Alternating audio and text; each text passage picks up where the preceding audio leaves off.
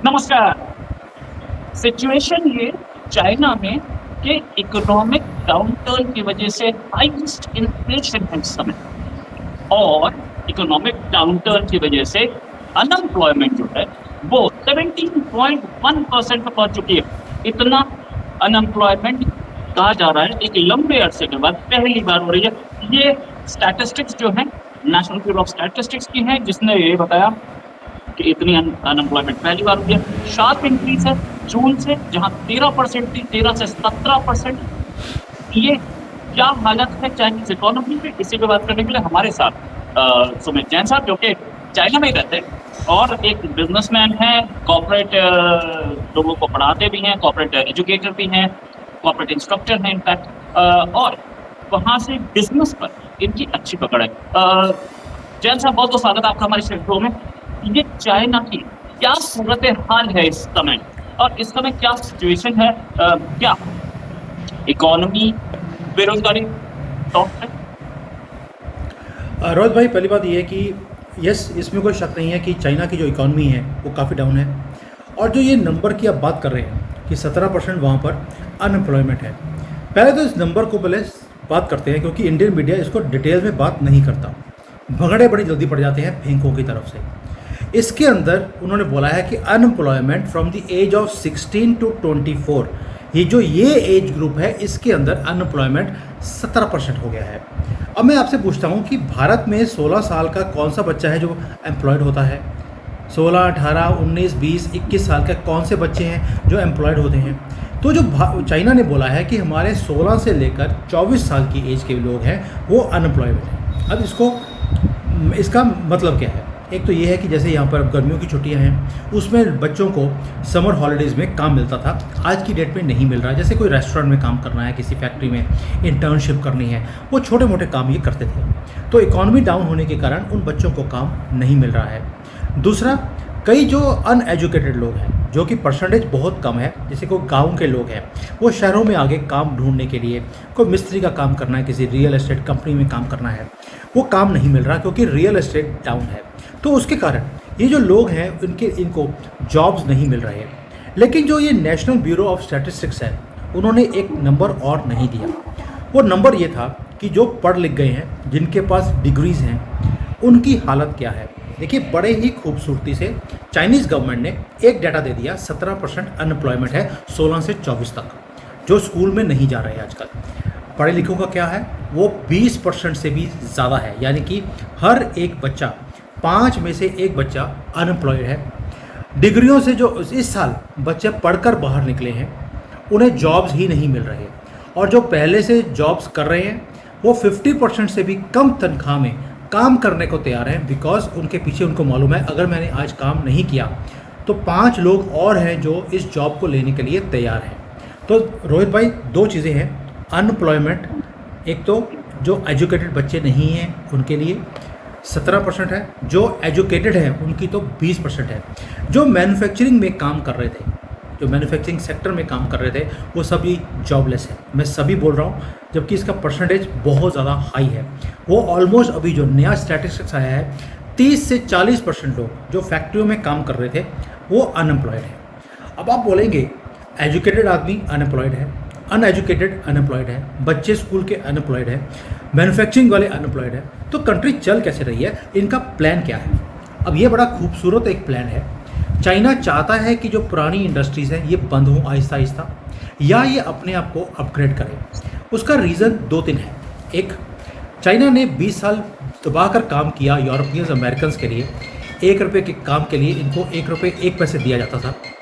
इन्होंने सोचा कि भाई इस पर हमें तो फ़ायदा हो नहीं रहा, सारा फ़ायदा तो अमेरिकन ले जाते हैं। $1 का सामान लेते हैं और $5 का बेच देते हैं, पैसे तो वो बना रहे हैं, हम तो सिर्फ लेबर का ही काम कर रहे हैं। तो इन्होंने बोल दिया कि हम जो पुरानी मैन्युफैक्चरिंग बेस है इसे ख़त्म करेंगे, इसे अपग्रेड करेंगे। यहाँ पर जो पुरानी कंपनीज हैं उनको बोल दिया आप टेक्नोलॉजिकली इसको हाई कीजिए, क्योंकि हमारी पॉपुलेशन कम होती जा रही है, वर्कफोर्स कम है, बाहर के लोगों को हम यहाँ पर आने नहीं देते हैं, तो आपको जितना ऑटोमाइजेशन में करेंगे उतना यहाँ पर फ़ायदा होगा। यहाँ पे जितनी कंपनीज हैं वो अब रोबोटिक्स में, आर्टिफिशियल इंटेलिजेंस में, ये सारे काम ऑटोमेशन में जा रही हैं ताकि लेबर की ज़रूरत ही ना पड़े।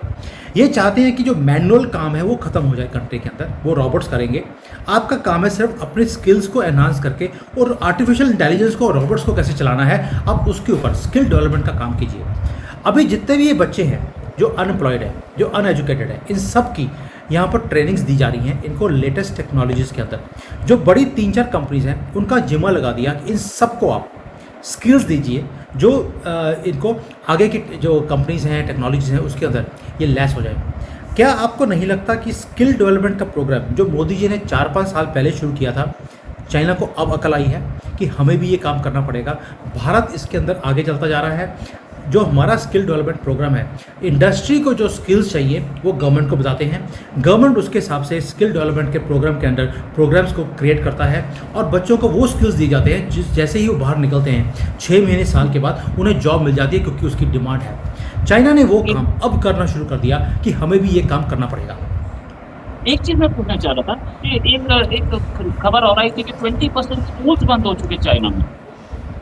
हाँ, मैं उसको बताता हूँ। 20% स्कूल्स नहीं है, 20,000 स्कूल्स हैं। मैंने उसके ऊपर वीडियो भी बनाया हुआ है कि 20,000 स्कूल यहाँ पर बंद हो चुके हैं। अब रीज़न क्या है?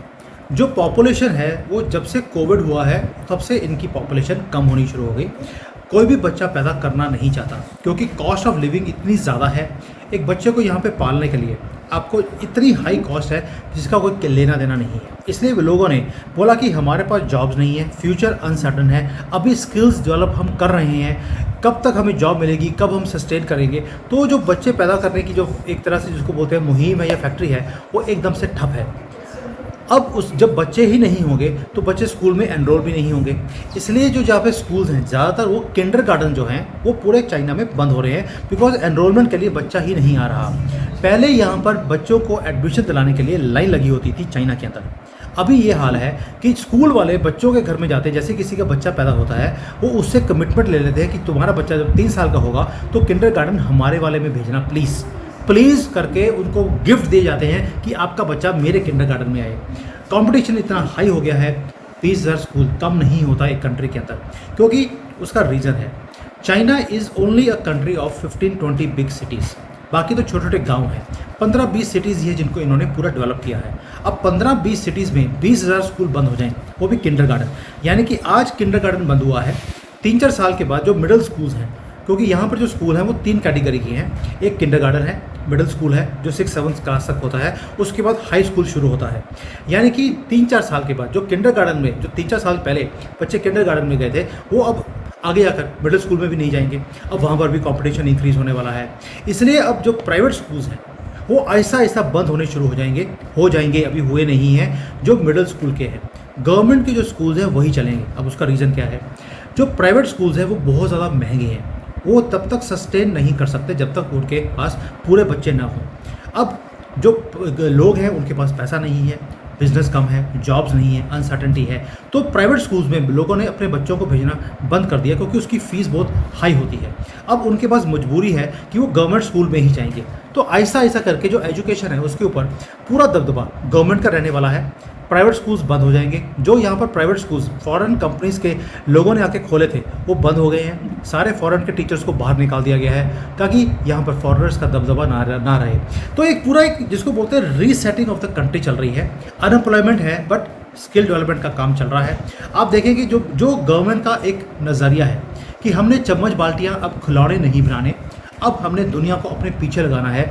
सारे की सारी जो नई टेक्नोलॉजीज़ हैं, अगर आप देखेंगे जैसे गाड़ियाँ हैं, दुनिया भर में जो इलेक्ट्रिक गाड़ियाँ हैं वो सारी चाइना से ही बन के बाहर निकलती हैं। 90% इलेक्ट्रिक व्हीकल्स वो चाइना बनाता है आज की डेट में। तो इनके ऊपर ये है कि हमने दुनिया को लीड करना है, दुनिया के पीछे हमने नहीं लगना। इसलिए रीसेटिंग का टाइम है। अनएम्प्लॉयमेंट आज की डेट में है। क्या जो ये पॉलिसीज़ गवर्नमेंट बना रही है इसका रिजल्ट आएगा? ये वक्त बताएगा, क्योंकि कोई भी आप चीज़ प्लान करते हैं वो वक्त ही है जो बताता है कि आपकी पॉलिसी सही है या गलत है। राइट, ये बात सही है। अच्छा, क्या चाइना इस पोजीशन में है कि वो अपनी फूड सिक्योरिटी भी देख ले, क्योंकि फूड स्केर्सिटी है, कहीं ना कहीं से उन्हें इम्पोर्ट करना पड़ता है, और वो अपनी श्रिंकिंग पॉपुलेशन के लिए कुछ कर सकता है? फूड सिक्योरिटी की प्रॉब्लम आ रही है, मतलब इसका मतलब कि पॉपुलेशन अब भी उसकी उसकी प्रोडक्शन से ज़्यादा है। देखिए रोहित भाई, पहली बात यह है कि चाइनीज़ जो है, एक तो जैसे जवाहरलाल नेहरू ने पहले बोला था कि हमारे देश में गरीबी नहीं है, लेकिन गरीब खाना ही इतना खाते हैं तो इसलिए यहाँ पर खाने की कमी है। वही हाल चाइना का भी है। यहाँ पर लोगों की डाइट अच्छी है, बट यहाँ पर अभी गवर्नमेंट ने क्या कर दिया कि जो 20% खाना ये इंपोर्ट करते हैं, इसे चाइना में ही प्रोड्यूस किया जाए।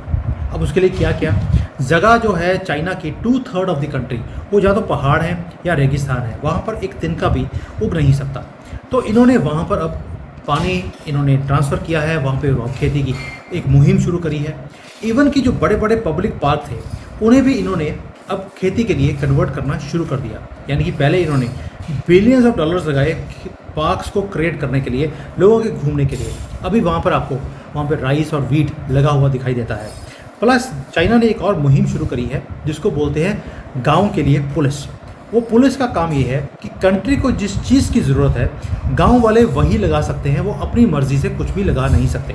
जैसे पंजाब में यहाँ पर वीट और राइस लगाया जाता है, लेकिन गवर्नमेंट को लगता है कि नहीं, हमें तो सोयाबीन चाहिए, तो किसान वहाँ पर वीट एंड राइस नहीं लगा सकेगा जो पहले लगाता था। अब किसान को वही लगाना पड़ता है जो कंट्री को जिस चीज़ की ज़रूरत है। और यहाँ पे जो फार्मर्स हैं, उनके पास कोई इतने राइट्स नहीं हैं कि भाई वो लगाएं कि वो करें। अगर उन्होंने लगा दिया गवर्नमेंट के कहने के खिलाफ, तो आकर उसके पूरी खेती को उखाड़ कर गवर्नमेंट की जो पुलिस है वो फेंक देती है।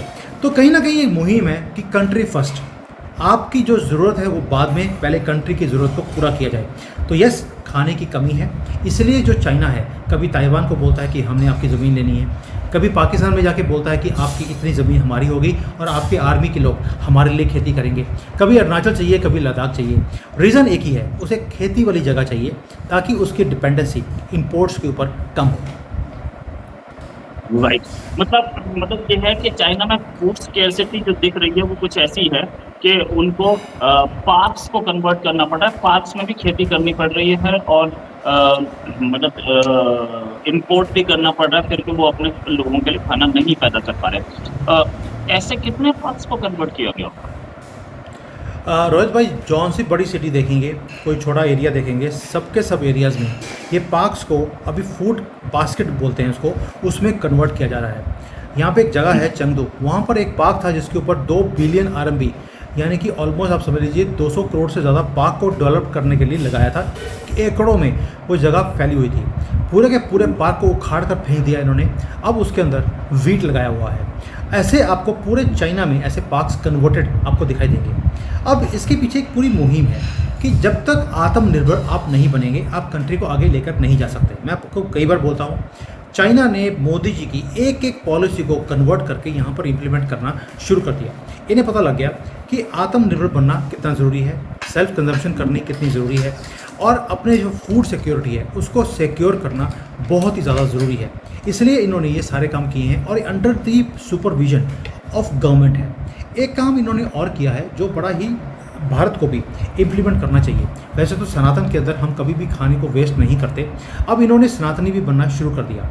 इन्होंने एक ड्राइव लगाया है कि जब आप कहीं भी बाहर खाना खाना जाते हैं तो आप खाना वेस्ट नहीं करेंगे। अगर आपने वेस्ट किया है तो आपको पेनल्टी लगेगी। तो यहाँ पर जो लोग आते हैं वो खाना खाने जाते हैं रेस्टोरेंट में, तो जाने से पहले जितना खाना बचा होता है उसको पैक करके ले जाते हैं कि घर ले जाओ। इससे अच्छा कि घर में जाके फेंक देंगे, लेकिन यहाँ फेंकेंगे तो पेनल्टी पड़ेगी। तो कई रेस्टोरेंट्स यहाँ पर हैं, वहाँ पर अगर आपकी प्लेट खाली होती है, जब आप बिल भरने जाते हैं, अगर प्लेट खाली होगी तो आपको मनी बैक मिलता है, यानी कि they give a price to you कि आपने कंट्री का खाना वेस्ट नहीं किया। तो ये एक ऐसी चीज़ है जो दिमाग में डालने की इन्होंने एक मुहिम शुरू कर दी कि वेस्टेज के कारण भी अगर हम ये 20% खाना जो वेस्ट हो रहा है ये करना बंद कर देंगे तो हमें इंपोर्ट करने की ज़रूरत नहीं पड़ेगी। यही चीज़ें होती हैं जो फ्यूचरिस्टिक हैं, जो चाइना ने करनी शुरू कर दी। एक तरफ प्रोडक्शन इंक्रीज़ कर दी है अपनी खेती की, दूसरी तरफ वेस्टेज को भी कम कर दिया है ताकि कंट्री की डिपेंडेंसी कम हो। नहीं, ये तो मैं मानता हूँ कि ये काम इंडिया में भी होना चाहिए। जो भी खाना छोड़े प्लेट में उसके ऊपर फाइन लगना चाहिए। शादियों में भी मैंने देखा खाने का कितनी वेस्टेज होती है, वो बहुत शर्मनाक है। राइट, ये हमें चाइना से सीखना चाहिए और गवर्नमेंट को एक बार ऐसी पॉलिसी लानी चाहिए। Thanks a lot Sumit Jain साहब फॉर जॉइनिंग। बड़ा अच्छा डिस्कशन रहा, उम्मीद है जल्दी डिस्कशन और करेंगे। अभी के लिए नमस्कार, धन्यवाद, जय हिंद। जय हिंद।